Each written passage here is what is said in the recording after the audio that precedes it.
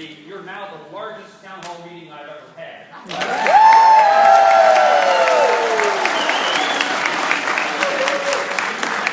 Out of a total of more than 1,300 town hall meetings while I've been a member of Congress.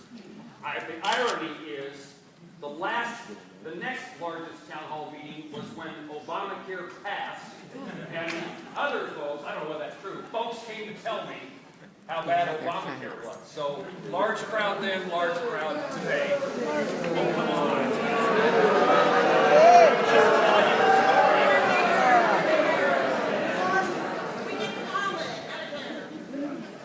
So, pass Medicaid expansion. Look, we'll get to it just a second. I'm on my way to the airport today, so the end of this town hall meeting will be abrupt, but I'm going to do everything I can to get started quickly and take as many questions as I can. But, yes ma'am, I am, and the planes don't wait for a United States Senator. So I will work my way through as many questions as possible, and I'm only going to have one peremptory comment. And I've said this at every town hall meeting this year, and I want to make sure I say it here. I am not a veteran, but we work hard to try to make certain that veterans have the respect and the care that they deserve, and their comments are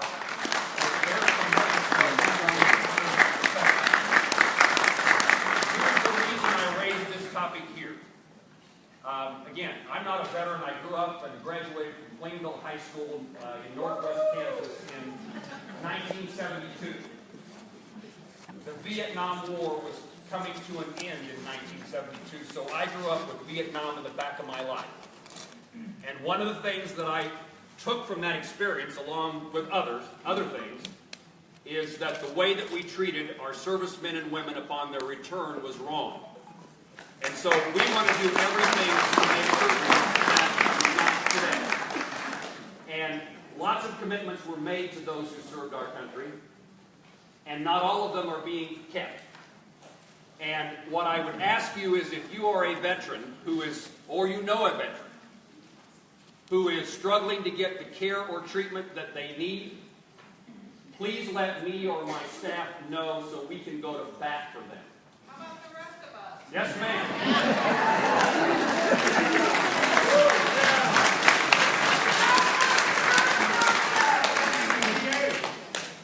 I knew I was walking into that.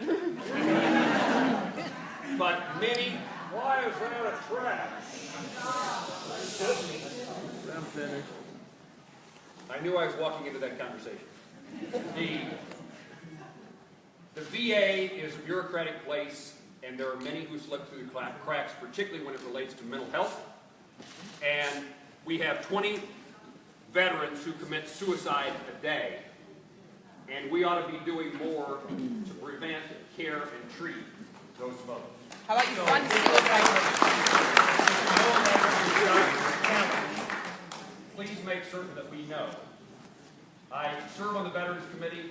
I chair the Appropriations Committee for the Department of Veterans Affairs, and I've tried to put myself in a position in which we can make a difference. All right. Let's just begin with the conversation that you want to have. And I'm going to have somebody pull out so that you all expect it to be fair. Mine's at the bottom. What's your stance on the new Affordable Care Act that we're talking about? Would you like to start just with me talking about it? Then we'll go to this question. Here's my take. I've had, as I said, town hall meetings. I've had, and incidentally, town hall meetings are not the only way to communicate with constituents and to listen to them. I walk main streets. I attend civic clubs. I visit schools. You have conversations with people who may not come to a town hall meeting. In those conversations, since the Affordable Care Act has been in existence, most people have indicated to me the problems they're facing as a result of the Affordable Care Act. Others, you can disagree, but I'm telling you what people have told me. On the other hand, On the other hand, people have come to me to say, Jerry, the Affordable Care Act has been very helpful to me and my family, and it's made a significant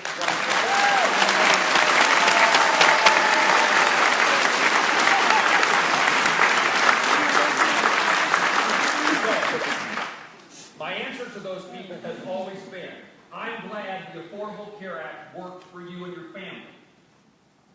What I hope we can do is come up with a plan that isn't harmful to people who claim that it's harmed them. And those conversations generally are about increasing premiums, co-payments, and deductibles.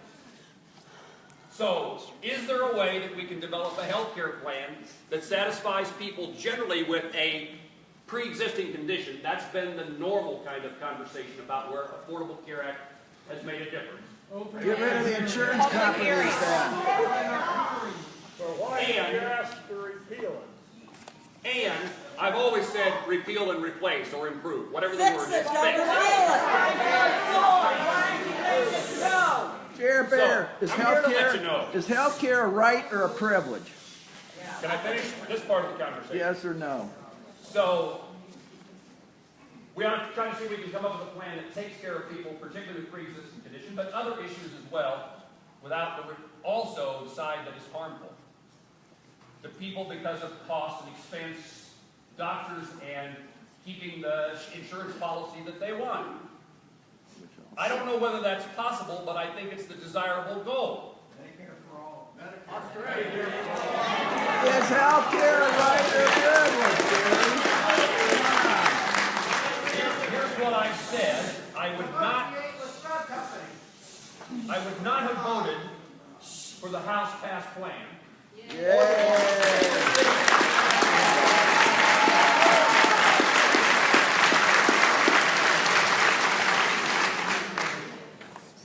I said it at the time of the vote in the House, and I've said it subsequently since then, and it's still true. That's not the solution to the problems that we face in health care. So, what ought to happen? I've said this again publicly in a meeting of Republican senators. That's not publicly. I've said it publicly on the Senate floor. I've said it with Republican senators. That what we ought to do is have hearings.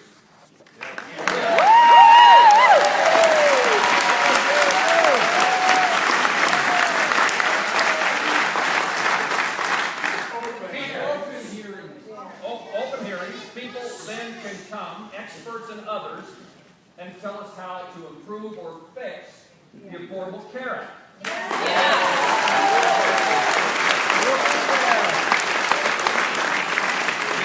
In my view, and I've said this again to my colleagues and on the Senate floor, and to the press, we ought to allow every senator the opportunity. Let me say it this way. We ought to have hearings in the committees of jurisdiction over health care. There's a couple of them. We bring in the witnesses. The debate occurs. Amendments can be offered by any senator on the committee, Republican or Democrat. And a bill comes to the Senate floor where all 100 senators have the opportunity to offer amendments, have debates, and take votes. And let's figure out if there's something that can get whatever it turns out to be 51 or 60 votes in the United States Senate. Now, while I say that, I don't think that's going to happen. You don't either. But I complain when the Affordable Care Act was passed that it was done in a very partisan way. And you can blame Republicans or Democrats. What 200 Republican amendments? Yeah, there are 200 Republican amendments. They had 1 year of open hearings. There was a lot of conversation on it. Let me say that it passed with no Republican votes, and you can blame Republicans if you want, but it passed. Yes. Health care is so significant, so important, that we ought not make significant changes to health care in the absence of us coming together to figure out how to do it. Is it a right or a privilege, Jerry? Come on, right or privilege? So, I have a train of thought here. It may not show, Okay, but I'm working my way through it. You have your thought. I've got, you know. So, I'm not sure what's going to happen next in the United States Senate, but what I would prefer is not what's happening. And let me then tell you how I will analyze a bill, if there is one, that comes to the Senate floor. You going to read it?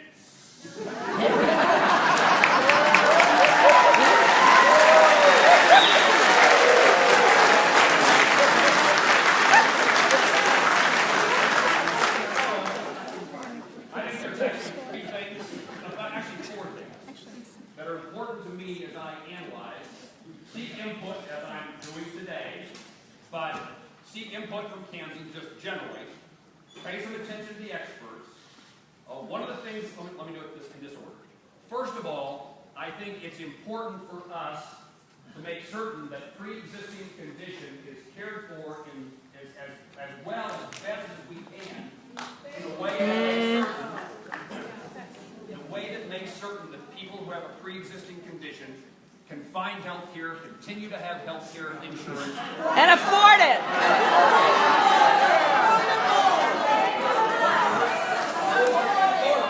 Money. A good point. I didn't mean it in the way that it may have sounded. Affordable access to health care. You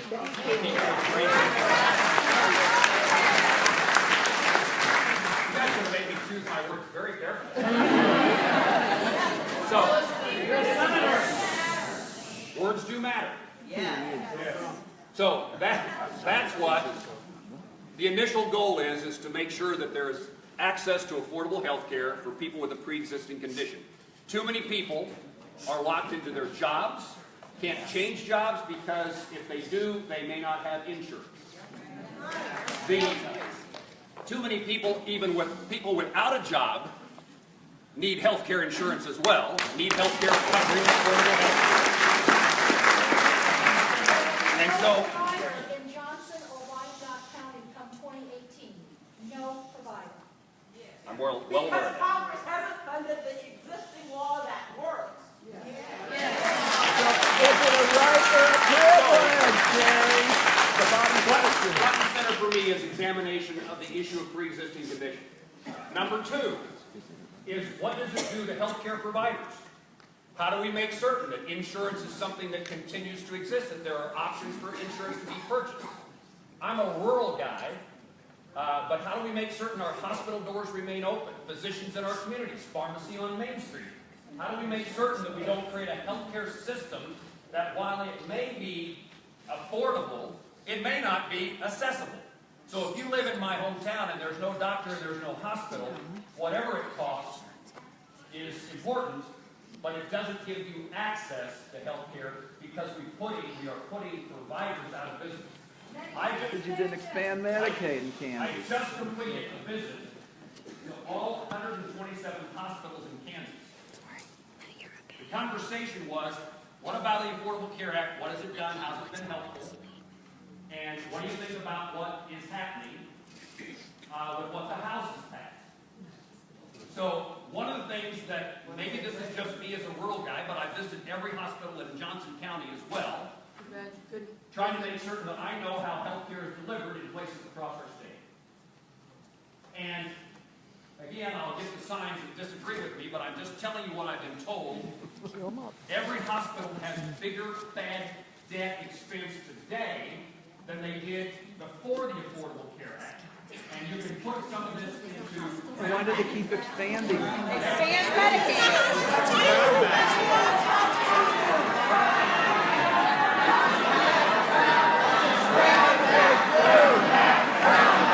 Brown back.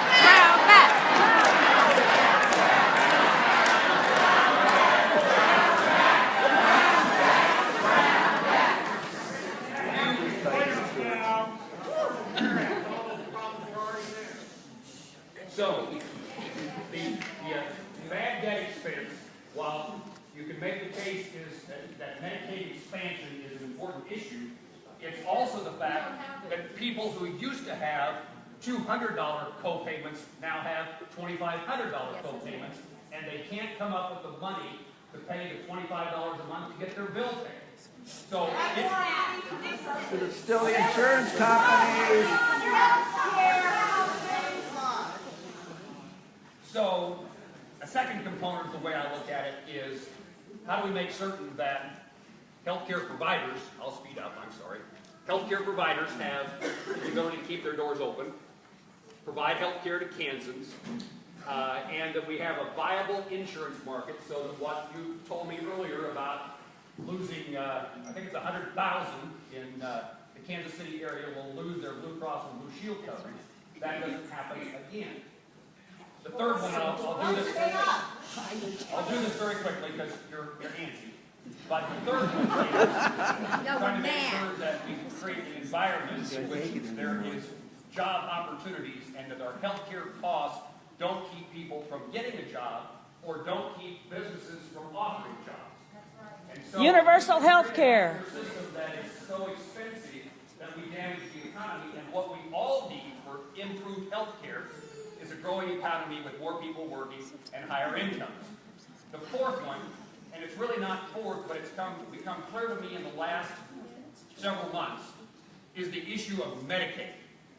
So while most of the conversations for a long time have been about pre-existing condition, and my guess is that whatever the Senate passes, that it will have something that is very, I wouldn't want to use the word identical because words matter. I don't know the answer to this question. Actions matter. But I would guess that what the Senate, if we pass anything, would cover about the same number of people with pre-existing condition as what we have today, if not the same. Why not cover them all? Okay. I don't know how to answer the question because I don't know what we're going to pass. I'm trying to describe to you what I would expect. Is it a right or a privilege or a business?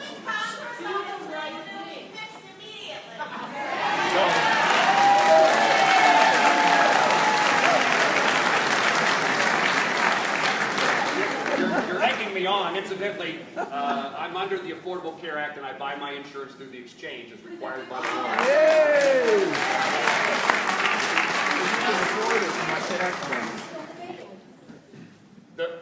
Let me just finish with Medicaid. What's become clear to me is that we have significant challenges with people who need health care through Medicaid. And in addition to visiting the hospitals of Kansas, I've been to a number of community health centers that provide health care for people who have little financial ability and no insurance. Medicaid is the important component to them in how they're able to keep their doors open.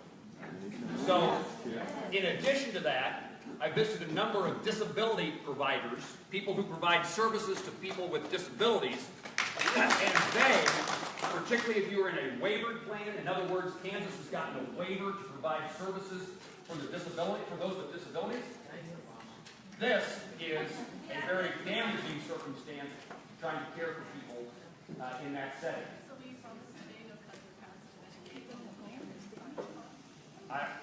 And so what I will commit to you is these are the things that I'm going to try to.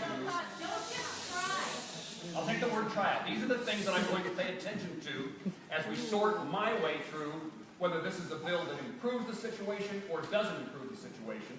And I can vote yes or I can vote no based upon my analysis. What McConnell tells you. Or the Koch brothers. Don't forget those two. So, I will wander. So, those are the broad things that Moran cares about as I look for a solution to this issue of what we do with the Affordable Care Act. You will buck your party? If I reach the conclusion that that's in the best interest of Americans in Kansas.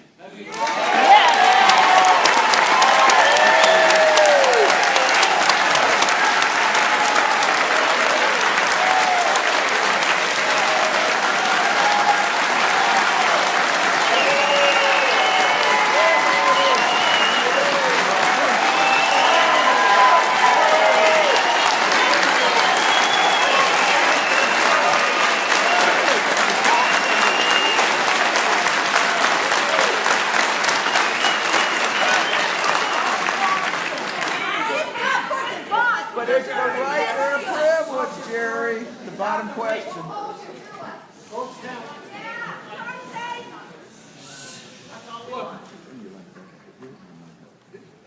this country is very divisive.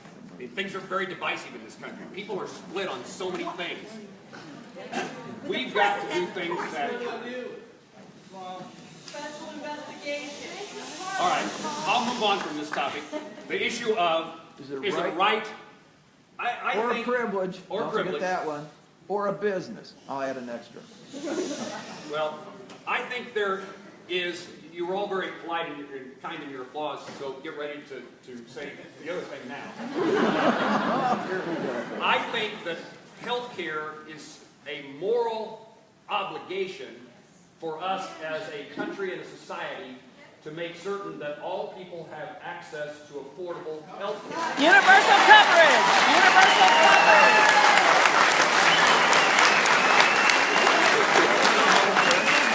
But the question is, so what are you going to do about it? And that is where you can hold up your red signs, because I'm not, the reason I can't say that it is a right, it's different than free speech, what we're exhibiting here today. We all have within our own capabilities the ability to exercise free speech. We don't have the ability within ourselves to make certain that every Kansan, every American has health care. There's way too many. Universal health care. If they can do it overseas, why can't we? How come they can't and we can't? So if you support the insurance companies running it, that doesn't help them. They're always money for the military, not for social needs. Hey, baby, way to go. The greatest military in the world, we can do this. We can do this if we are united. Look at Canada. So,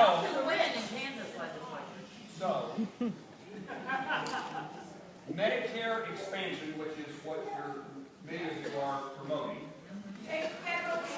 Single payer. I think before you move down the path of providing one source of insurance or one Medicare program for all, you've got to drive the unnecessary cost of health care out of the Medicare and Medicaid system. We've been doing that for the last 20 years. It's a business. I think we have...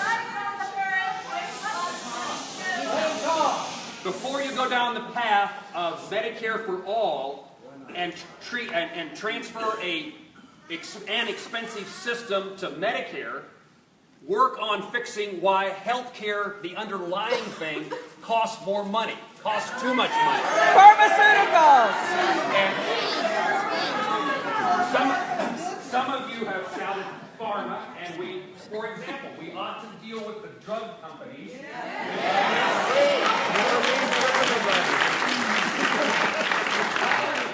If all we do is transfer high-priced drug costs to Medicare, it will be bankrupt even quicker than the path is on today.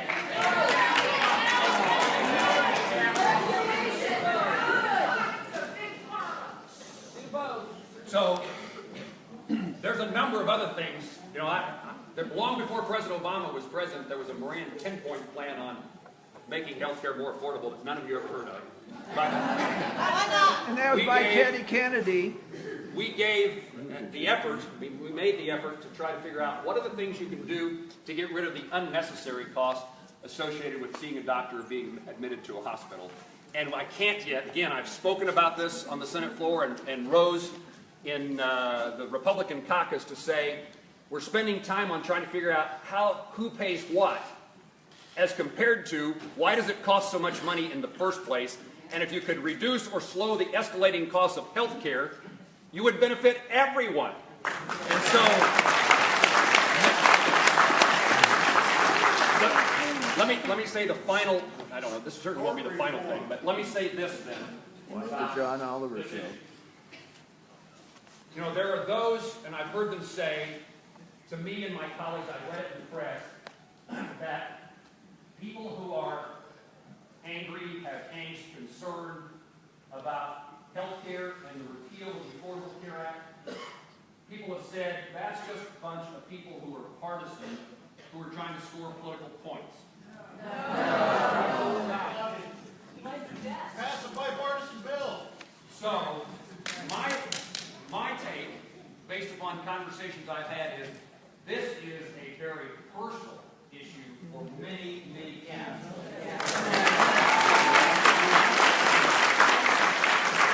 Unlike any issue I've dealt with as a member of Congress in that nature.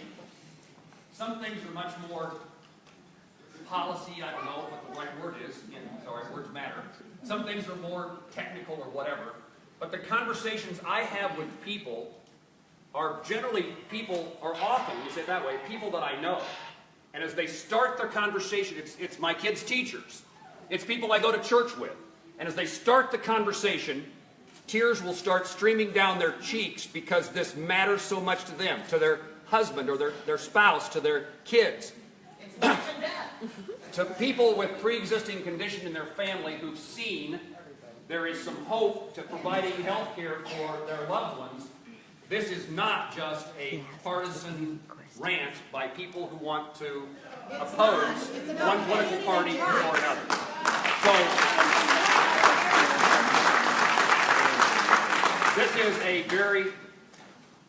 this is not an issue to have politics dominate. It's an issue about everyday folks who desperately need some help to make sure they have hope.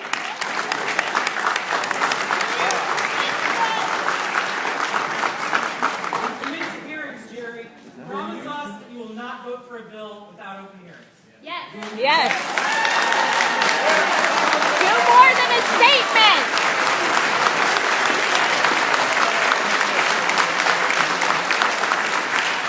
I won't promise that.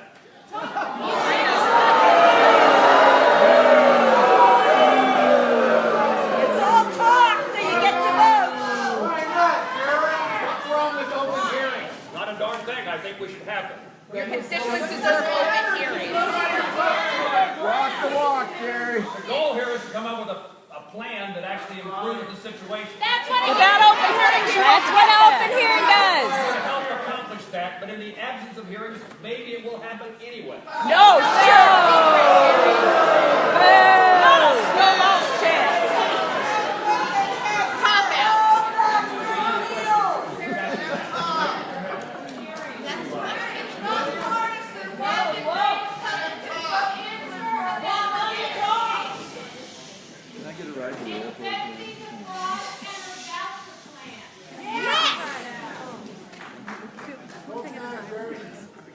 Government proved it can't run health care. Look what it does to the veterans.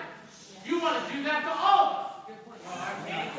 Oh, that's 50-50, man. Going backwards instead of forward. If they What got are you going funded, to that do would to help. prevent Americans from losing rights and privileges that they've enjoyed in the past? That's a very broad question, but I worry a lot about the ability for us. I mean, see it this way. My view is that you and I, as citizens of this country, have two basic responsibilities. One is to make certain that the American dream is alive and well for the next generation of Americans, that people have the chance, the opportunity to pursue their goals and dreams of their life. The second part of that is we have the obligation and responsibility. There are men and women who fought and died to make this true, to make certain that the freedoms and liberties that we enjoy under our Constitution are protected. They are still fighting and dying. We lost 3 soldiers in Afghanistan this week. Are we still a democracy? Yeah, he's still I'm not we are a republic, and yes, elections just occurred. And American people made a decision.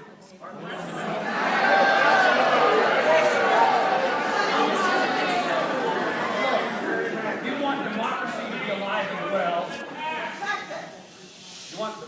be alive and well, elections are where we make those decisions.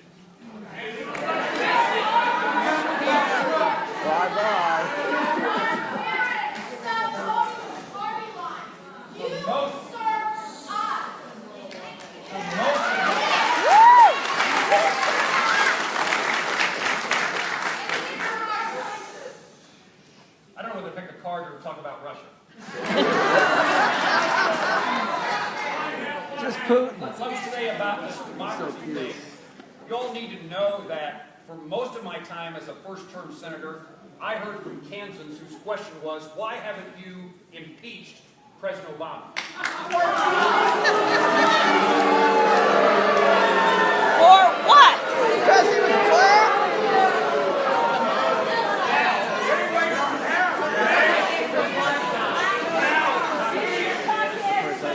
I don't buy that. Why are you talking about Obama?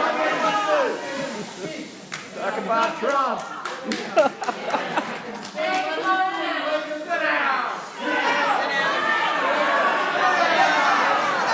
Gray-haired monkey. Today, the conversation is, why haven't you impeached President Trump? Yeah.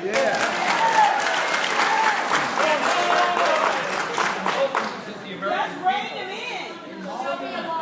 Checks and balances here. Is that why you're saying you're impeached? Show me the obstruction of justice that Obama. I'm only making the point is how divided this country is, and we rely upon elections to make decisions.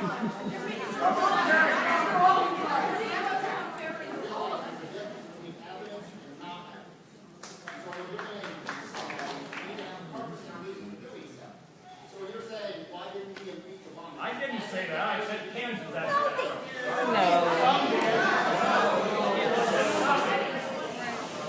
On this topic of investigations, I indicated at the time when a special prosecutor was appointed, it's a good thing. And I said that along with special counsel. So, we need to find out what the truth is. I have no doubt that what the Russians intruded upon American elections. I don't, and they're trying to intrude on elections in Europe as well. Russia is a challenge to us. They are trying to undermine the West. And Trump loves them. in elections, I think, at least in my view, what I've seen and heard is true. We know, at least I'm satisfied, that intrusion happened. The question is what do you do about it, and that's where you go for the facts. And that's why a special counsel, and everything I know, I've never met Mr. Mueller, but everything I know about him suggests that he is straightforward, independent, honest, has credibility. And here's the thing that I think is so important, and I was trying to explain this a moment ago, to some degree in the Obama impeachment and the Trump impeachment. This country is so divided that what we need is an investigation, a special counsel, that when it's all said and done, the American people are satisfied with the result. Whether they agree with it or not, they believe it's done in a fair and impartial manner so that we can get back to being a united country, so that we can get back to being a united country, and so that we can get on with the work of improving this nation for the folks that we don't even know yet, who will be Americans after Betsy we're gone. isn't an improvement you voted for. Let's talk about education. How about undocumented? How about the other bowl? The one you didn't fix?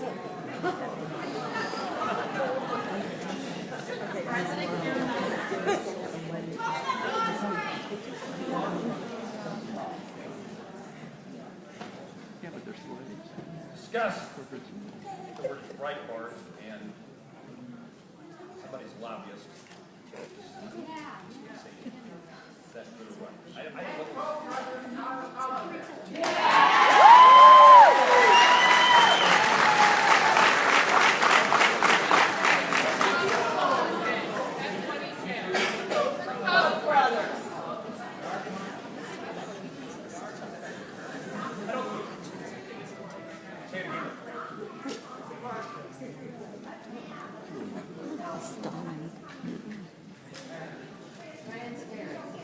Two questions.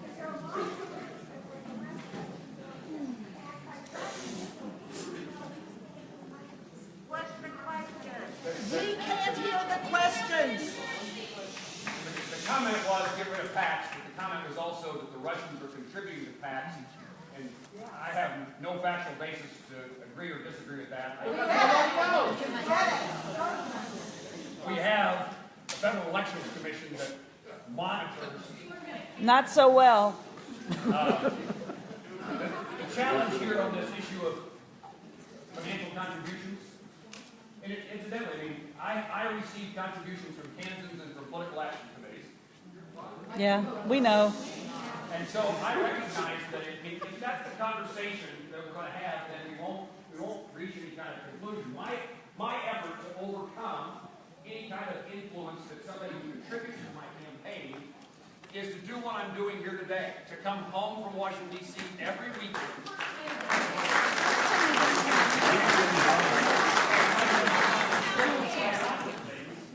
Not necessarily what happens in the campaign finance. And the Supreme Court of the United States has determined It's not a person. all right, so it's the law. If you are no on public hearings for health care plan, will you vote yes for it? That's a common question. I didn't hear it. Somebody stuffed the box.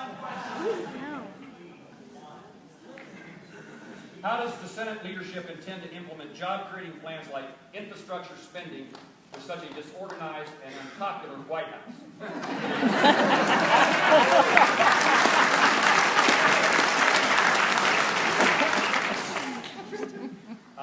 I actually thought that infrastructure was the place that we might see Republicans and Democrats working together. Our country desperately needs investment in infrastructure, and we think of roads and bridges and highways, but it's waterworks and sewer works, it's new buildings on Fort Riley, it's at Leavenworth, it's broadband. There's just so many things that we ought to invest in that would improve our country's economy and move us forward to compete in the global economy into the future. Unfortunately, I think the bipartisanship on this issue has already disappeared. And in part, the idea that we would bring a very controversial issue of privatization of air traffic control infrastructure has now diminished the chances of Republicans and Democrats working together.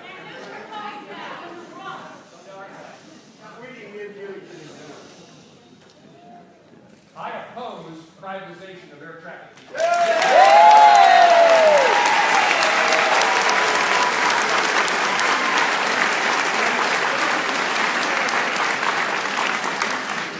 That's a applause line. Nobody ever paid attention to air traffic control. Except Okay? You're taking a plane. I think that the idea of a small group, particularly of airlines, choosing a small group, I hate to use this number, 13 people. Oh, you missed my point. 13. No, he doesn't. That's not I hate the idea of this narrow group of people, 13 people, making decisions about air traffic control. What about health care? My guess is that you don't trust Congress either. But I would say that we're better off with Congress making decisions about air traffic control, and this is particularly true for us because the airlines, this is about airspace. We all agree here. Okay, I'll quit talking. Yeah. Move on. Something we agree on.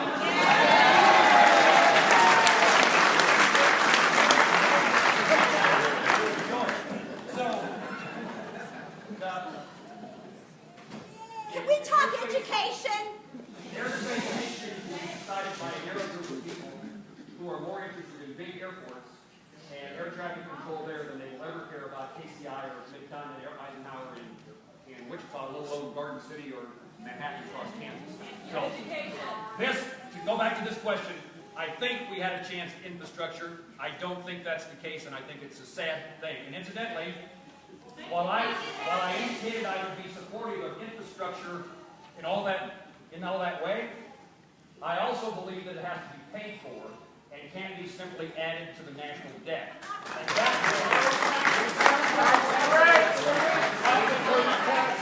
that may be the other unwinding thing of this is, if it's simply an effort to put money into infrastructure without paying for it, then I think that's a bad mistake for our country, because I still think debt and deficit. Let's run for education.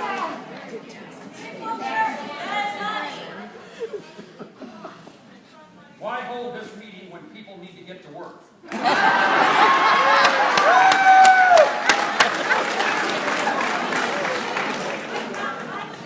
Where are the dominants? Look, I do lots of these kind of meetings. Again, this one is slightly different than many. You don't do them in Johnson.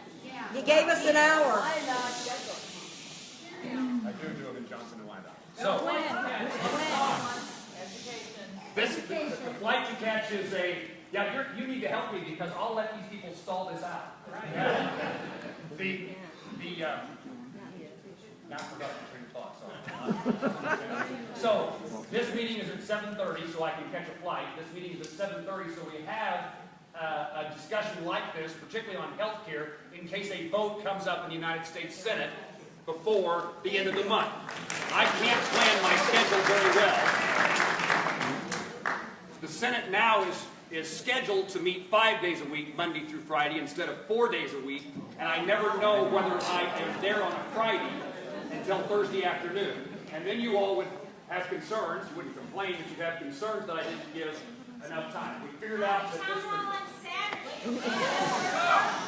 So, we can have a discussion about what time the town hall meeting should occur, but I at least want to get a town hall meeting in Johnson County because you asked for one.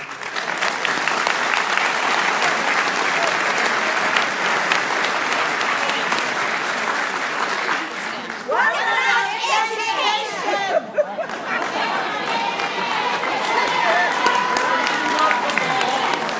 Get rid of Betsy. You're a nice guy. We're all nice people. So what makes Betsy an expert? Nice people. And we're upset. I understand. Americans should be upset. Lots of things to be upset about. This is about session, so I'd rather talk about education. For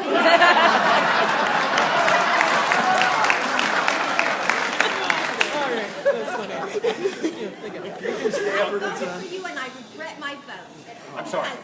Because you supported the confirmation of Betsy DeVos.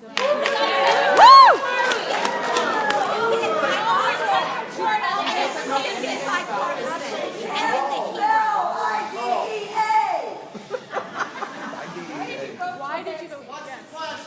The question over here is about education and particularly Betsy DeVos.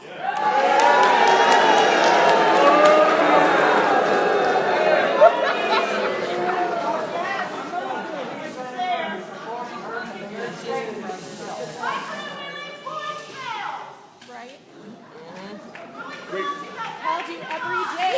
And we weren't from California. Let him answer. There's apparently two aspects of this, Betsy DeVos and answering email or phone calls. We struggled during that period of time to respond or to even answer. Our phones were jammed. I'll get there, but can I ask, I'm interested in answering both these questions, but let me finish the first one. I asked my staff to tell me how many emails we responded to this year, since January. Over 13,000. We work hard at answering people's mail. We work hard at responding to their phone calls, but we aren't always able to keep up. And so I'm sorry if anybody, I know that happened. I'm sorry about it. It wasn't intentional. The second part of this is why did you, perhaps more important is why did you vote for Betsy DeVos? Would have been the hero. So, Are you sorry?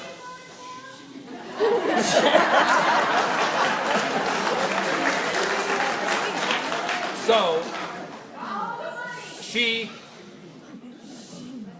has in my view, had a terrible performance. I'm not defending Betsy DeVos in her hearing. We're getting there. I asked her, because of her poor performance, to come visit with me and to have a conversation about the issues that she cared about and that I cared about. So we spent about 40 minutes in my office before the vote. Not right before the vote, but a few days before the vote. So here's what she promised me. I voted for her based upon a commitment. But not experience. Not qualification. Look, let me start with that bigger premise. Most of our dealings with the Secretary of Education has been secretaries who want to intrude in education in Kansas. We can't fund education here. If you want more federal involvement in education, you and I disagree. We're not getting the job done anymore, Jerry. So the commitment that Ms. DeVos made to me was this. One, that she would interpret the law as written by Congress, not based upon her own views or opinions.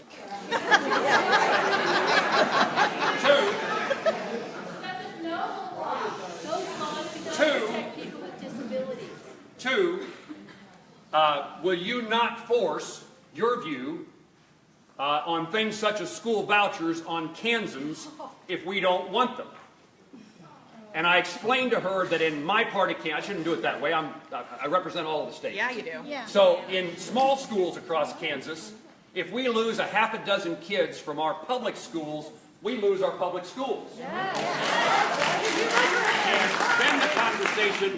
then the conversation was, so in Johnson County, we have Shawnee Mission, Blue Valley, and Olathe, where throughout most of my life, people have moved to Kansas because they appreciate the quality of education they receive here.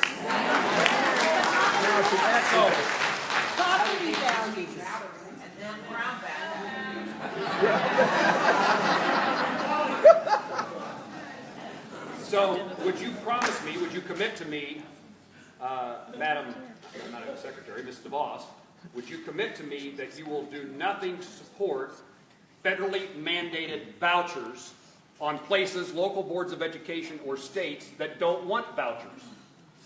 I'm not a voucher supporter, at least for a mandate from Washington, D.C. But DeVos a voucher supporter. I don't know exactly what you said, but she is reflecting the president who is for vouchers, and you're going to have a Secretary of Education who reflects the president.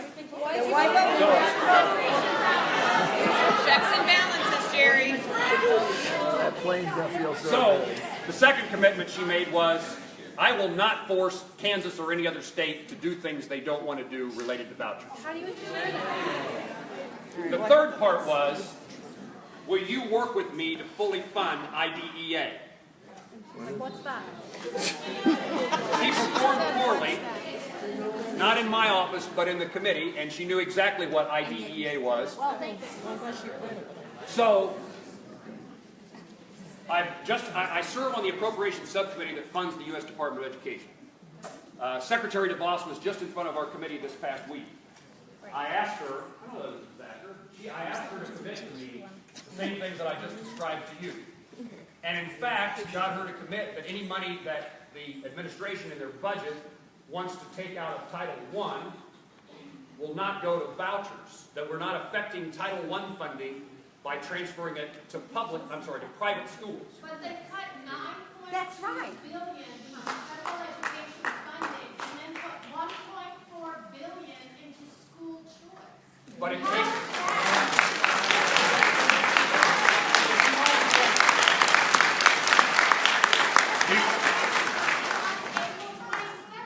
Do we... You reported to the Board of Education. How are you going to sit here today and say that you support education for all of our students? That's right. All of them. When they take money, $9.2 billion out of federal funding, which that funds IDEA. Okay.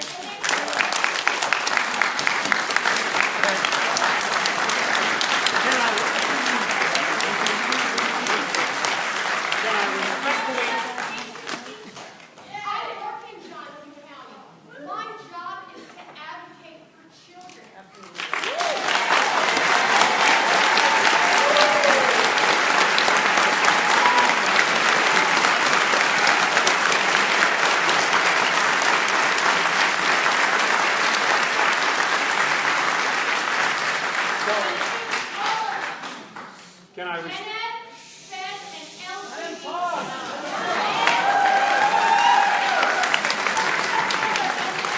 Can I suggest this respectfully, that the President's budget is the President administration's request.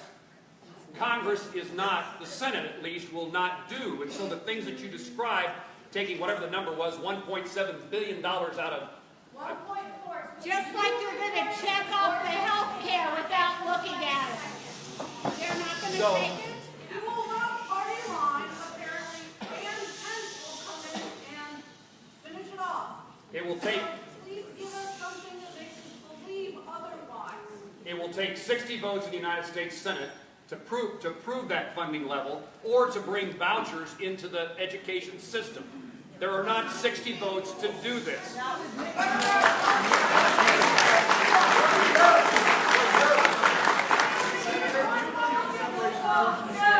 Why should my tax dollars go to support a religion?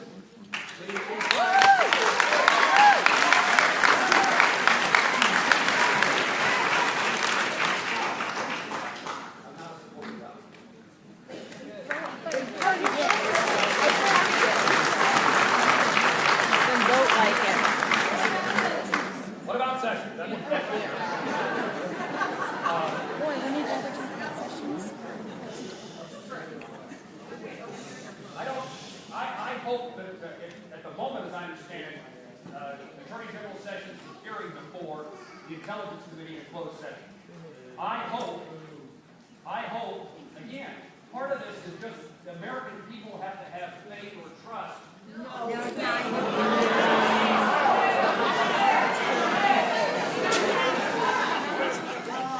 Wouldn't we know more? Wouldn't we feel better without that? I think a great challenge that we all face is who's telling us the truth.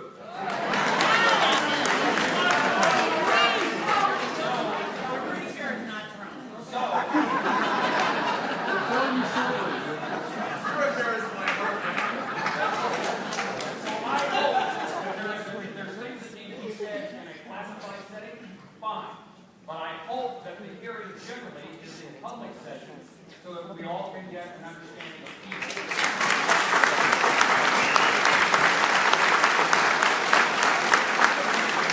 I don't know if any campaign officials or administration officials were involved in a Russian deal, but we ought to find out, and that's what the appointment of special counsel is all about. So before we reach, this is my view, before I reach a conclusion, let's let the facts be determined.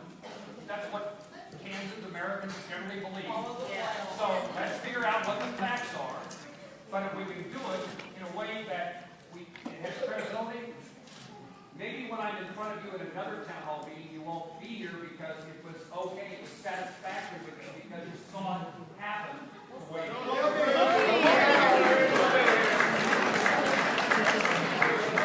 What about mandatory minimum? What about this bowl? He's already purchased himself twice. He had a chance to go back and correct the record of his original testimony, and he didn't acknowledge the third meeting. Trying to find a short. The top lawyer in our country is a perjurer. How is that? How is that right?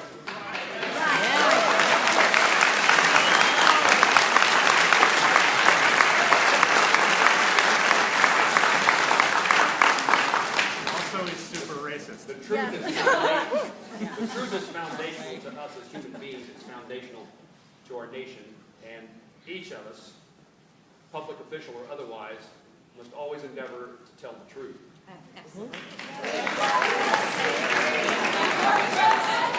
Perjury is a felony.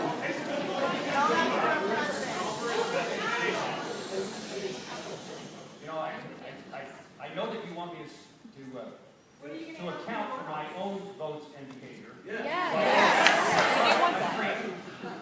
But there also is a sentiment here about the president and the governor, which I can't account for.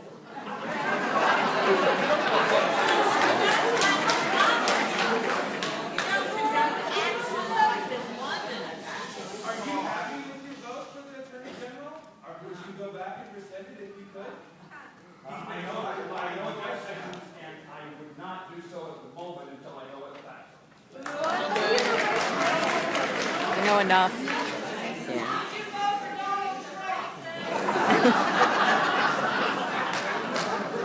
We, the people, pay for congressional care. I assume that means health care.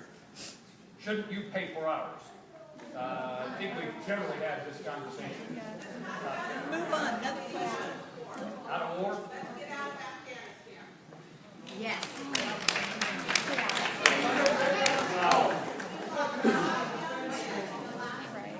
I'm anxious.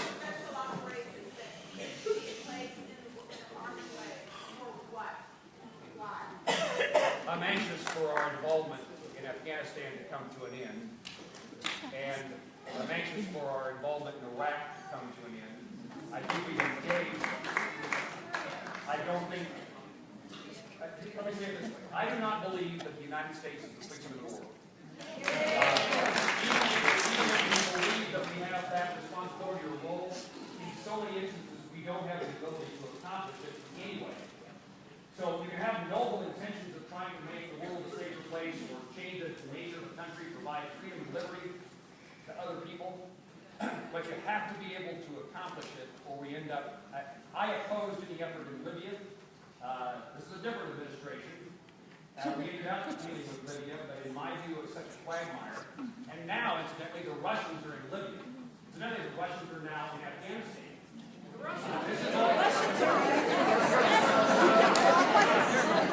While I say that we ought not be the police of the world, I do think we have the responsibility of defending Americans. And I think that terrorism is a great threat to our country, to its citizens, to lives, and that we ought to be focused not on who's in charge in Syria or who's in charge in Libya or even Afghanistan or Iraq, although it's harder to say those things because we have paid such a tremendous price in lives in Afghanistan and Iraq, that you want those that you want to see some success in those places, and it's hard simply to say we walk away when we know the price that we pay. But it does tell me that our interest in engaging further in Syria or in Libya or other places around the globe is an expensive proposition that doesn't ever come to an end in any short period of time. There's only 5 minutes left. Sir, can you please speak to Dodd-Frank before the end of the thing?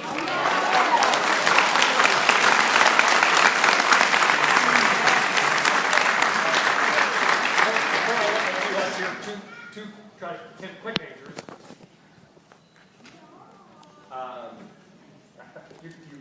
I'm stalling already, apparently. I know you do that look. 2 apparent quick answers. Dodd-Frank, first of all, I think it's important that we do not have financial institutions that when they fail, they cause huge consequences to Americans across the country, what occurred in 2008. I don't think that Dodd-Frank solved that problem, although it made some progress. What I worry about today is the financial institutions in our state, and particularly in rural America, including the part of rural America that I'm in today, in which our banks are paying a tremendous price. They had little or nothing to do with the financial collapse of 2008. That was Wall Street. We're talking Main Street. And as a result, this isn't about banks, incidentally, so you can, don't accuse me, you can if you want, accuse me of being interested in banks. What I'm interested in is the ability for Kansans to borrow money to buy a house, to finance an education, to be able to live lives that and take credit. Education should be free for all. Dodd-Frank, in my view, needs to be refined, adjusted, whatever word you want to use, with the goal of keeping or improving the circumstances in which too big to fail isn't sufficiently addressed, and secondly, that it doesn't do damage to folks who go to work every day and loan money to Kansas to buy a house and build a house. Will you defund the CFPB? I've never looked at the house, but I don't think so. And climate change, I indicated at the time that the President announced his withdrawal that I think it's a mistake not to be at the table. Yeah. So,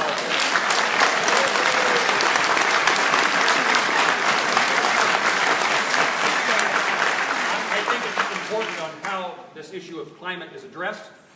And therefore, to have a voice at the table is a positive thing, not a negative thing. I also think it's important for us to demonstrate our rural leadership.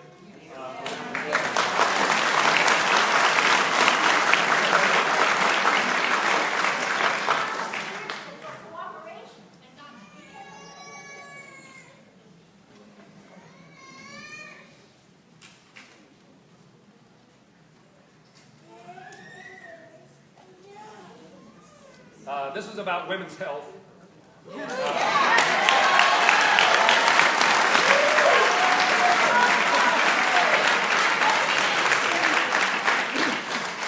You all convinced me of what I believe is that we ought to work to have affordable health care for every American. How about the giant tax cuts?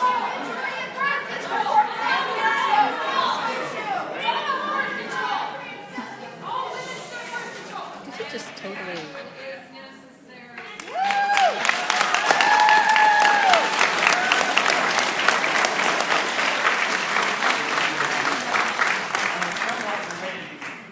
Question is, why are there no women on the health committee?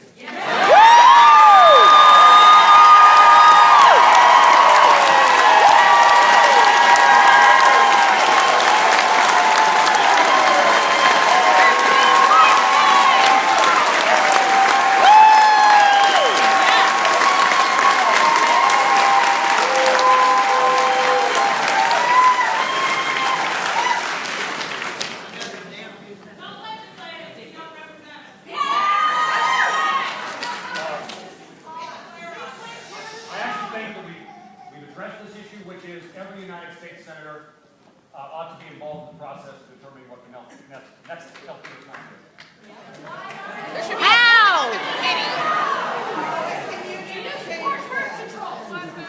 Total cop out. I wish that we had, I said that, I wish we had hearings and every United States senator had input. There, in my view, there does not need to be this narrow working group. Let the committee do it. So there's a lot of wishing, but what are you doing? What are you going to do about it? It won't affect your vote.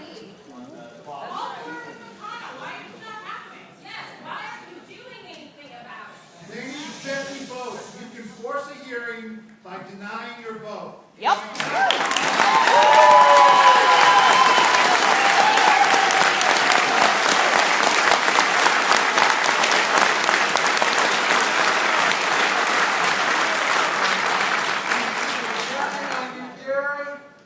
You know, you're counting on me, and I appreciate that.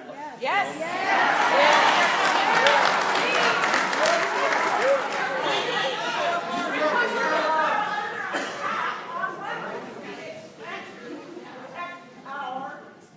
That's right. That's right. In broader terms, there's also other Kansans who are depending upon me. Who don't need hearings? Who would benefit by hearings? Then do something. Hearings. All Kansans benefit from that. Stand for it. Force hearing.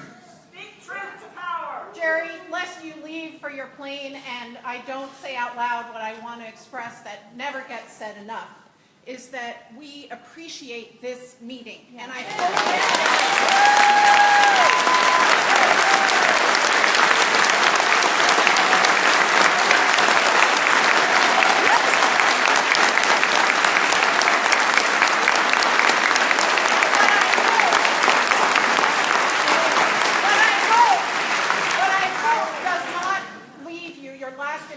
is that it's an angry crowd. It's a frustrated crowd, but it's a crowd that demands further engagement. Yes. Don't wait so long to come back, Jerry. Yes.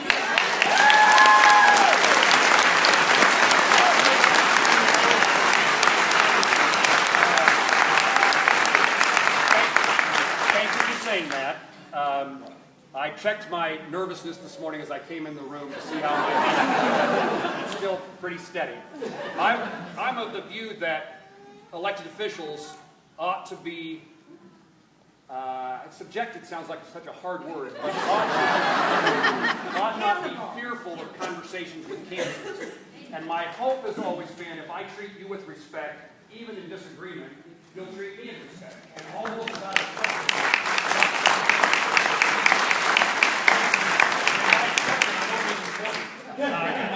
in my time as an elected official, I have shaken many hands, had thousands of conversations, had 1,300 town hall meetings, and in disagreement, people are still what I would describe as Kansans in the way that they treat elected officials. And we need to, again, I recognize that I have a lot to learn, and I don't know the answer to every question.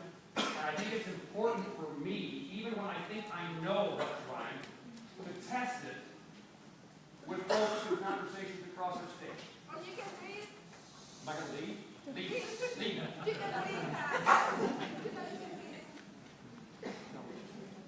You can read. You can know you can do it. Thank you for not hiding like Roberts and Yoder.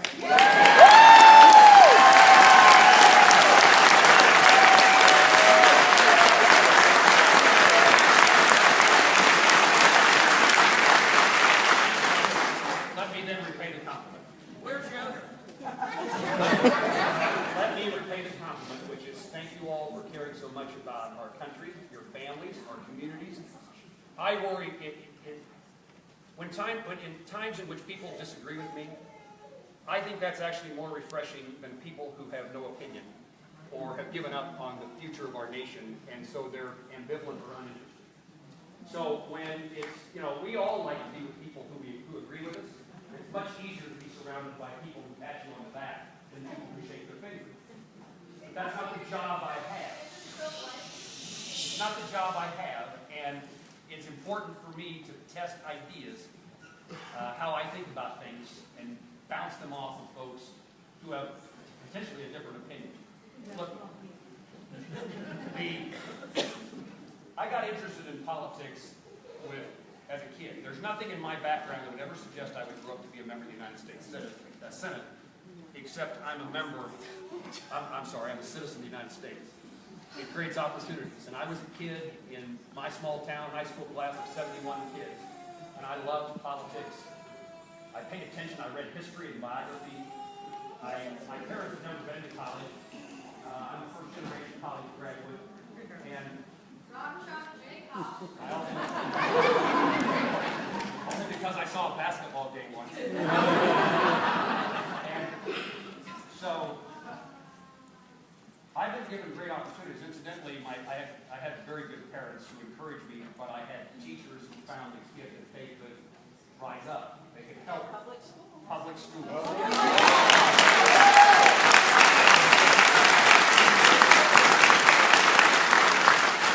was student body president of Plainville High School, and I met my congressman when I was in high school, who then, when I was in college, invited me to be a summer intern in Washington, D.C. So there it is. I was having a good time in college and was reluctant to go. My parents said, this is an experience you ought to encounter. We encourage you to do this, see the rest of the world. And so I did. Turned out to be the summer of Watergate. I was fascinated by what I saw. And I thought at the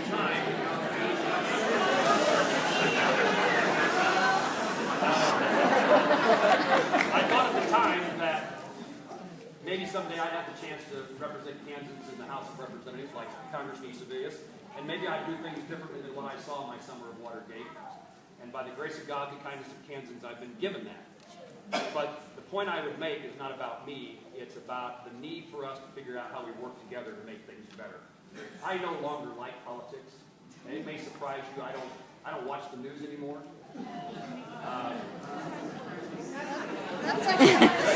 No. Believe me, I get plenty of information.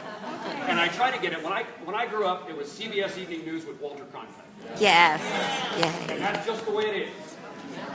What I learned after he retired from CBS Evening News, that he was pretty liberal in his point of view, from my estimation.